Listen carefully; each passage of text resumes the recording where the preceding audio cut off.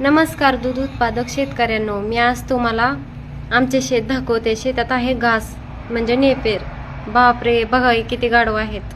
वेळापूरमध्ये लोकसंख्या कमी पण गाढवांची संख्या जास्त आहे. गायी चारा कमी खातात पण गाढवं जास्त चारा खातात. बघा हे गाढव कसं बघते आणखीन खाऊन. खूप त्रास देतात गाढवं. आणि नंतर 7-8 गाढवं पळवून लावले आणि दोघंजण घास काढायला गेलो. जास्त काढायचा होता घास.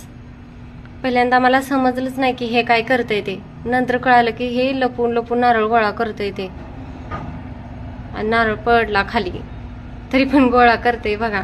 आणि पळालं बघा. चोर चोर चोर चोर कसं पळतंय बघा.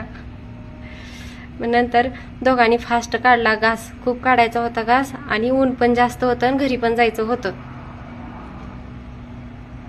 दोघांनी नंतर भरला घास गाडीत. खूप ओझं होतं पण